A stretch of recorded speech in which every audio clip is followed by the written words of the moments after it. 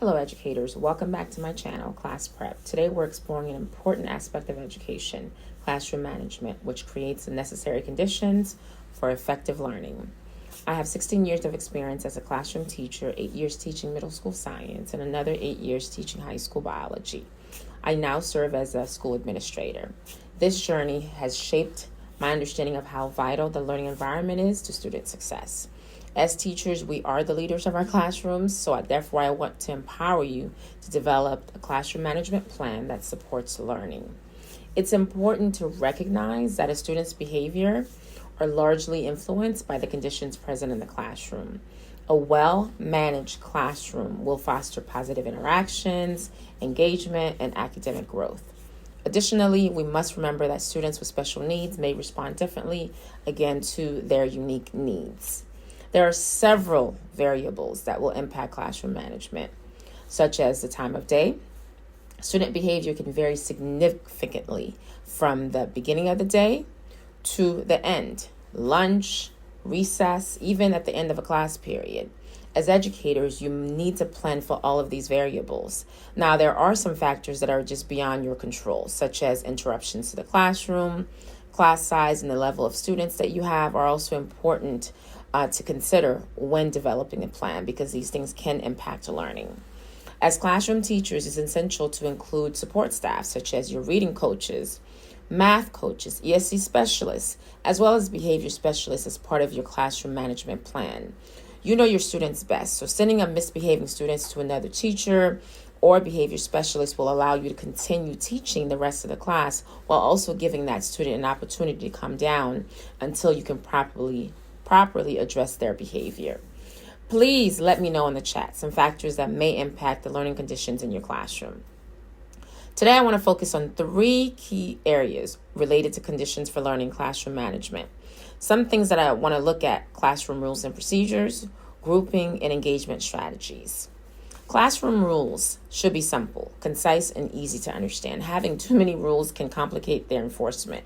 Aim for about 3 to 5 essential rules and ensure that you have detailed procedures for classroom processes. That's usually outlined in a syllabus or a course outline. It's crucial to have clear procedures for activities such as warm-ups, exit ticket, displaying instructions on the board, and considering whether students need a notebook for these activities is really essential. Providing clear instructions during the first and last 15 minutes of class, particularly important because, again, while you're taking attendance, concluding these sessions, you need to let students know what is it that they're supposed to be doing. If the students don't have a task to complete, they may find something else to occupy their time, which can disrupt the learning environment. So it's really important to have clear procedures for, again, the very beginning of class, the middle, as well as the end. Examples of some possible warm-ups or exit tickets include journal entries, response prompts, or test preparation questions. When I was in the classroom, I offered my students several options for responding to a prompt or a question in their active notebook. I thought that was important because it allowed them to show their creativity. So this is the learning log reflection options chart. This provides learners with lots of different ways to respond to a warm-up, a writing prompt, a question. This will give them an opportunity to reflect on their own learning and really show their creativity. This could be done in a journal, interactive notebook, and when it's completed, you can have the students turn and talk to one another and discuss the various options that they selected. Again, the whole purpose of this is to give them some freedom and to be able to help them process their own thinking and reflect on their own understanding.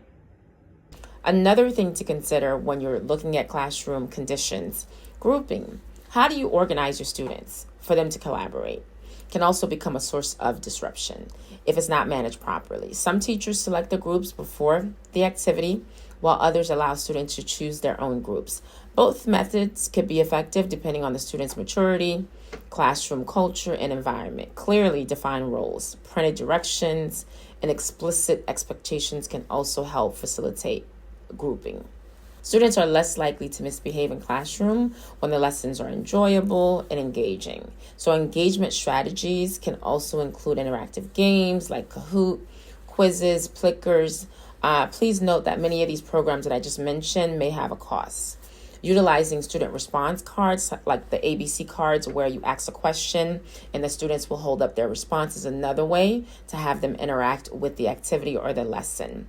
And really, it encourages them to participate while you're also checking to make sure they understand the concept that you are teaching. A classroom that has clear routine, structure, procedures provide the students with a safe learning environment where they can thrive. As educators, we must be honest with ourselves. When the majority of the students are exhibiting a problematic behavior, it's really time to evaluate your classroom conditions. Students will respond and adapt to their environment. So you really have to look at what is happening in your classroom. While, again, I mentioned before, there are factors such as attendance, class size, parental involvement that may also impact learning. But many of these aspects are usually beyond a teacher's control. So the things that you have control are really the conditions that are taking place in your classroom. Research shows that effective educators have the greatest impact on student achievement. So what's happening in the classroom is really what has the greatest impact on student achievement. So let's continue this conversation in the chat. What strategies do you use to improve learning conditions in your classroom? Please share what subject you teach and the grade level you work with. Thank you so much for checking out my channel. Thank you.